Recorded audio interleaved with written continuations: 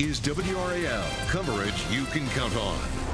This time tomorrow, we'll be watching the first Carolina Panthers playoff game in nearly a decade. It's been a long drought since the glory days of Cam Newton. Sure has. WRAL's Pat Welter joins us live from Charlotte, where the Panthers will host the Rams tomorrow. Pat, this is such a long time coming.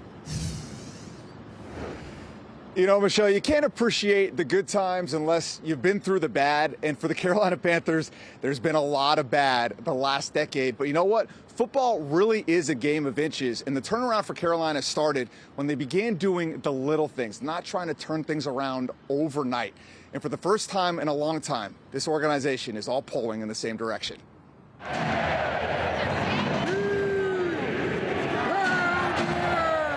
From punchline to the playoffs. Going that way, McMillan in the end zone.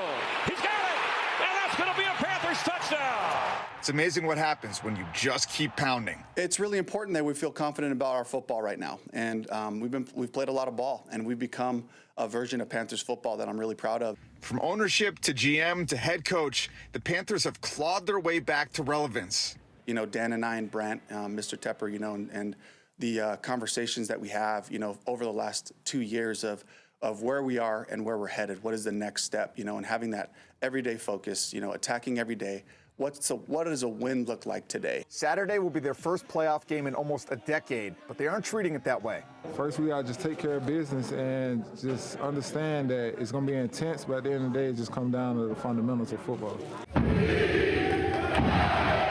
Keep pounding isn't just a phrase, it's a process. We're in it, you know, we have to make sure that, again, it's that part's over with. There's no, I mean, you know, we have to do the work now. We're excited for the process, for the work, and that's where our focus is. Bryce Young was the #1 pick in the 2023 NFL Draft. Now, he hasn't lived up to that billing, but he did help get them here. And Bryce Young understands that really nobody is going to pick them to win this game versus the LA Rams. But for Bryce Young, belief doesn't come from the outside. It comes from within. It comes from his faith. It comes from everybody inside that building. And for Bryce Young, that's more than enough. Guys, back to you. Yeah, Pat, I met Bryce Young at the draft in Kansas City that year, and one thing he did have was confidence. He was very confident in his ability. Whichever team drafted him turned out to be the Panthers. Thanks, Pat.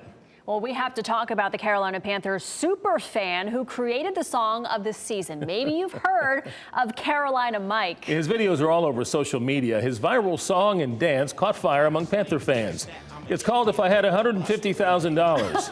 He wrote the song in 2023, and it wasn't until 2025 that the song took off. Spend $150,000 on a football team. Wait a minute, that's not enough to buy a team. It's taken me so many places, just opportunities and interactions with fans. Going down to Carolina and being treated like they treated me like an actual celebrity.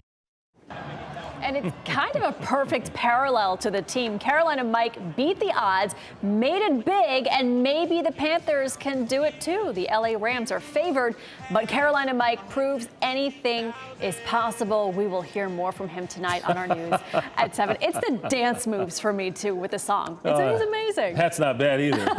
Meteorologist